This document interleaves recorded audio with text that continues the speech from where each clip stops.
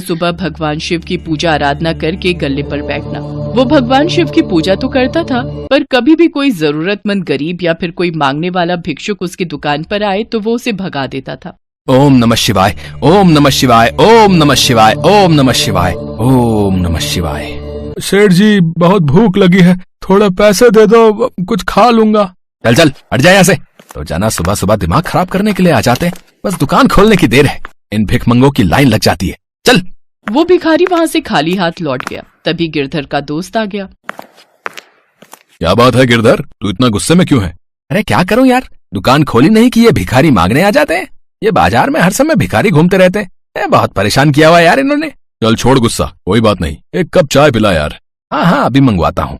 गिरधर अपने दोस्त के लिए चाय मंगवा लेता है। अब भगवान शिव तो भले ही भोले भाले हैं, पर अपने किसी भक्त को गलत राह पर वो नहीं जाने देते। कैलाश पर बैठे वो सारा नजारा देख रहे थे। क्या हुआ भोलेनाथ, आप मंद मंद मुस्कुरा क्यों रहे हैं? देवी पार्वती, वो देखो मेरा भक्त गिरधर, वो मेरी पूजा बहुत मन से करता है, पर वो ये नहीं जानता कि मेरी असली पूजा तो गरीब और बेसहारा लोगों की सहायता करने से है, क्योंकि धरती के प्रत्येक प्राणी में मेरा वास है। अभी कुछ देर पहले ही उसने एक जरूरतमंद को अपने द्वार से खाली हाथ ही लौटा दिया। प्रभु, फिर तो आपको अपने भक्त को सही मार्ग पर लाना ही होगा। देवी पार्वती, मैं गिरधर के द्वार पर अवश्य जाऊंगा। अब वो तो उसे देखना है कि वो मुझे पहचान पाता है या फिर नहीं। भगवान शिव एक भिखारी का भेष बना लेते हैं और गिरधर के पास पहुंचते हैं। गिरधर उस समय दुकान पर भगवान शिव की पूजा ही कर रहा था। हे महादेव, मैं आपकी रोजाना सच्चे मन से पूजा करता हूँ, हमेशा आपका नाम लेता रहता हूँ, फिर भी आप मुझे दर्शन नहीं देते हो प्रभु। प्रभु, मेरी इच्छा है कि आप मुझे दर्शन दो, मैं आपके दर्शन पाना चाहता हूँ प्रभु। ओम नमः शिवाय, ओम नमः शिवाय, ओम नमः शिवाय। बेटा, आज सुबह से कुछ भी नहीं खाया है, थोड़ी मदद कर दो तो मैं कुछ खा लूंगा।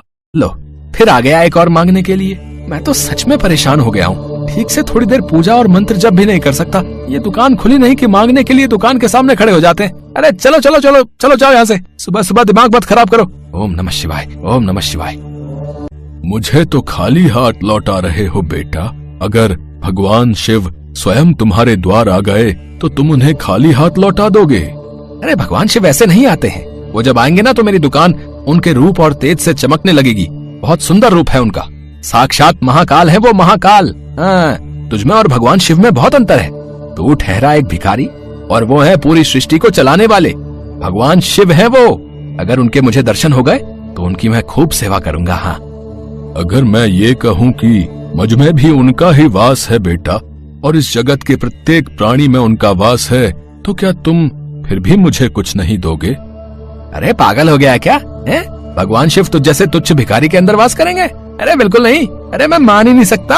अरे तुझे भीख मांगनी है ना, इसलिए तू ऐसी बड़ी बड़ी बातें कर रहा है। भगवान शिव ऐसे दर्शन नहीं देते, वो क्या भिखारी बनकर मेरे द्वार पर आएंगे? नहीं नहीं, वो तो बहुत सुंदर रूप में मुझे दर्शन देंगे। तू जानता भी है भगवान शिव कैसे दिखाई देते हैं। कैसे दिखाई देते हैं? कहीं ऐसे तो नहीं? और फिर भगवान शिव अपने वास्तविक रूप में आ जाते हैं। उनमें इतना तेज था कि गिरधर की आंखें उन्हें ठीक से देख भी नहीं पा रही थी। हे महादेव, आप मेरे द्वार पर आए और मैं आपको पहचान भी नहीं पाया। मुझे क्षमा कर दो प्रभु, मुझे क्षमा कर दो। गिरधर, तुम मेरे परम भक्त हो, इसलिए मुझे तुम्हें दर्शन देने तो आना ही था, पर याद रखना मैं सभी प्राणियों में वास करता हूँ। मेरा अनंत स्वरूप हर प्राणी में विद्यमान है, इसलिए सभी प्राणियों का आदर करो। भूखों को भोजन खिलाओ, प्यासों को पानी पिलाओ, दान पुण्य करो, पशु पक्षियों और जानवरों को कभी भी कोई कष्ट मत पहुंचाओ। पशु पक्षियों और जानवरों को कभी भी कोई कष्ट मत पहुंचाओ। सदैव दूसरों की भलाई करो, तभी तुम्हें मेरी पूजा का फल प्राप्त होगा। मैंने भिखारी का भेष इसीलिए बनाया था ताकि मैं तुम्हें सही मार्ग दिखा सकूं। मुझे क्षमा कर दो प्रभु, मैं अब ऐसा कभी नहीं करूंगा, कभी नहीं करूंगा। मेरे द्वार से कभी कोई खाली हाथ नहीं लौटेगा। मैं आपको वचन देता हूँ प्रभु, मुझे आपके दर्शन हो गए, मेरा जीवन धन्य हो गया। हे शिव शंकर, आपकी सदा ही जय हो। जय भोलेनाथ।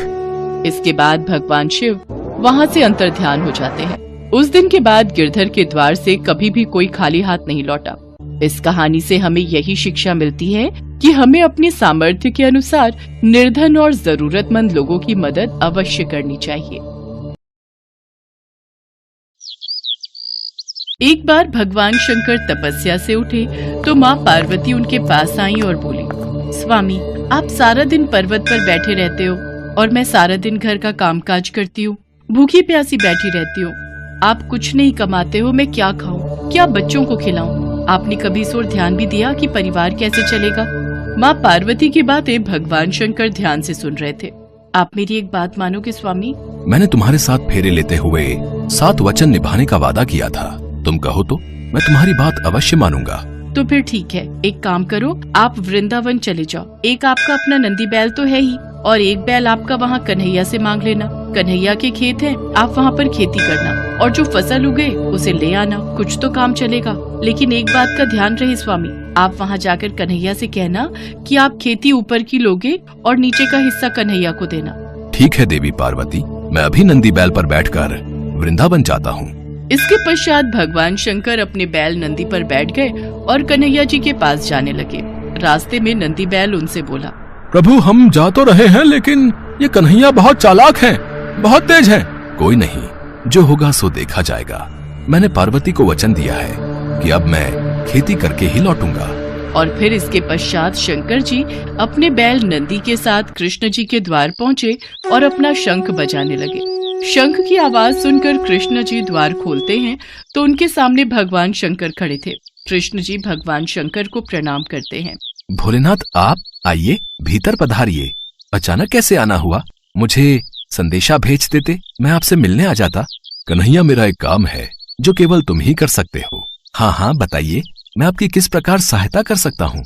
मुझे आपके खेतों पर खेती करनी है। एक बैल मेरे पास है और एक बैल आप अपना दे दो और अपने खेत पर मुझे खेती करने के लिए दे दो। क्यों मैया, आपका क्या विचार है? भगवान शंकर हमारे खेतों पर खेती करना चाहते हैं। हाँ, तो कोई बात नहीं, अच्छी बात है, हमें भी बनी बनाई फसल मिल जाएगी।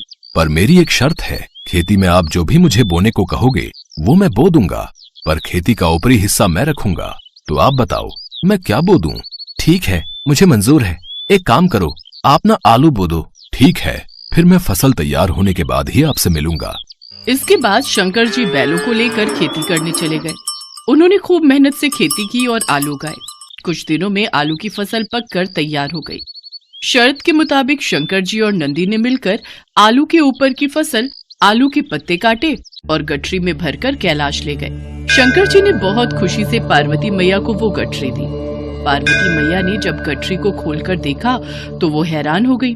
उस गठरी में तो पत्ते ही पत्ते थे। प्रभु, आप ये क्या उठा लाए हो? खेती कहाँ है जो आपने की थी? पार्वती, मैंने तो वैसा ही किया जैसा तुमने मुझसे कहा। मैंने ऊपर की खेती का हिस्सा लिया और कैलाश लौट आया। मुझे कुछ नहीं पता प्रभु, अब मैं इन पत्तों का क्या करूं? ये पत्ते किसी काम के नहीं हैं। अब आप दोबारा जाओ और दोबारा खेती करके लाओ। और हाँ, अब की बार आप नीचे की खेती मांगना। एक बार फिर भगवान शंकर नंदी के साथ वृंदावन जाने लगे। रास्ते में नंदी ने उन्हें फिर समझाया कि कान्हा बहुत चतुर है, तो आप सावधान रहना। शंकर जी ने फिर से वही कहा कि जो होगा देखा जाएगा। कन्हैया, मुझे आपके बैल और खेत फिर से चाहिए। मुझे एक बार फिर खेती करनी है, पर इस बार मेरी शर्त ये है कि मैं खेती नीचे की लूंगा, ऊपर की आप रखना। बताओ मैं क्या बो दूं? ठीक है, फिर तो आप बाजरा बो दो। कृष्ण जी के कहने पर शंकर जी ने बाजरा बो दिया और खेती की। उसकी अच्छे से रखवाली की और कुछ ही समय में बहुत अच्छी बाजरे की फसल उगाई। शंकर जी बाजरे के नीचे की डंडियां तोड़कर कैलाश ले गए और ऊपर का बाजरा सारा कृष्ण जी और यशोदा मैया घर ले गए। कैलाश पहुंचकर जब शंकर जी ने माता पार्वती को बाजरे के नीचे की डंडियों से भरी गठरी दिखाई तो वो फिर से क्रोधित हो गई। अरे, आप ये क्या ले आए? ये तो घास फूस है, इनका मैं क्या करूंगी? इसमें बाजरे के दाने कहाँ हैं?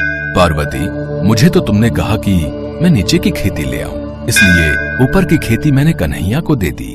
मुझे कुछ नहीं पता, मैं क्या बनाऊं और क्या खिलाऊं। आप एक बार फिर से जाओ और इस बार कन्हैया से कहना कि ऊपर और नीचे दोनों की खेती आप ही रखोगे। ठीक है पार्वती, जैसा तुम कहो, मैं फिर से जाता हूँ। चलो नंदी। शंकर जी कन्हैया के द्वार पर पहुँचे और उनसे फिर से खेती करने के लिए कहा। कन्हैया, इस बार ऊपर और नीचे दोनों की खेती मैं ही लूंगा। बताओ मुझे क्या बोना है। ठीक है, इसमें मुझे कोई आपत्ति नहीं है। आप इस बार मक्का बोलो। इस बार आप ऊपर और नीचे की खेती ले लेना और जो बचेगा वो मैं रख लूंगा। शंकर जी फिर से खेती करने लगे। कुछ ही समय में मक्का की बहुत अच्छी फसल उगाई। कृष्ण जी यशोदा मैया के साथ मिलकर बीज का हिस्सा यानी कि मक्का तोड़कर घर ले गए और ऊपर और नीचे की फसल भगवान शंकर कैलाश पर्वत पर ले आए। इस बार नंदी और भगवान शंकर बहुत खुश थे कि ऊपर और नीचे की दोनों खेती देखकर माता पार्वती बहुत खुश होंगी। पर जैसे ही उन्होंने माँ पार्वती को खेती की गठरी पकड़ाई, जिसे देखकर माँ पार्वती अपना सिर पकड़कर बैठ गई। अरे, ऊपर और नीचे की फसल तो ले आए, पर इसमें भुट्टा कहाँ है?